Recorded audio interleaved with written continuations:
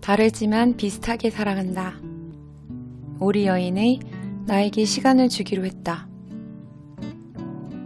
학교 도서관에서 빌려와 읽었다. 요즘 이런 그림이 들어있는 가벼운 책들을 찾아 읽는 걸 보니 많이 분주하긴 한 모양이다. 진득하니 앉아 두꺼운 문학작품을 읽고 싶지만 할 일 많고 바쁠 때는 이런 책을 읽으며 그야말로 힐링을 한다. 젊은 싱글 여성인 저자는 고향인 김천을 떠나 서울의 해방촌에 살고 있다. 가보지 않아 사진을 검색해보니 산등성이에 옹기종기 집들이 모여있는 경치 좋은 곳이다. 지척인 남산에 자주 오를 것 같은데 그렇지는 않단다.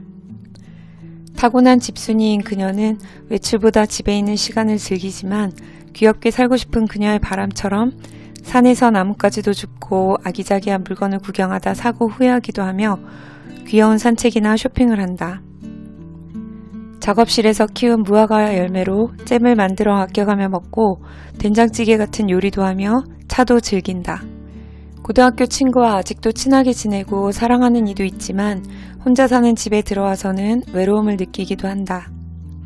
집에 있는 걸 좋아하지만 외로운 걸 참기 힘든 이름처럼 귀여운 우리 여인.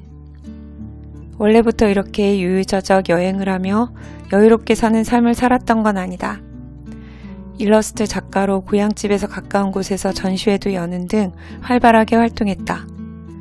팔로워 많은 SNS 활동가이기도 했지만 쳇바퀴 도는 것 같은 바쁜 삶을 내려놓고 경제적인 부담에도 여행도 하고 덜 바쁜 생활을 택해 살고 있다고 한다.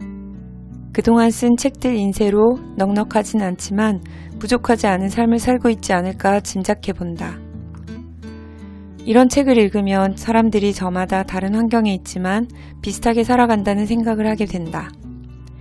아침에 일어나 창으로 나무와 산을 보고 조그마한 텃밭에서 키운 것들로 밥을 지어 먹고 밤에는 별과 고요함만 있는 삶을 살고 싶다는 바람은 단지 그녀의 꿈만은 아닐 것이다. 가족과 떨어져 지내지만 수시로 연락하고 서로를 걱정하며 정을 나누는 보통 사람들의 일상이 들어있기 때문에 공감하며 읽는다. 어렵게 쓴 글을 날리고 다시는 똑같이 그릴 수 없는 그림을 그리며 잃어버린다는 것에 대한 불안감을 느끼는 우리들의 모습. 각자의 소중한 물건을 누군가에게 뺏기게 될까봐 노심초사하는 여린 마음. 어느 때는 소심함 가득하고 어떤 때는 나에게 이런 면이 있나 싶게 용감하기도 한 나 자신을 이 책을 통해 보게 된다.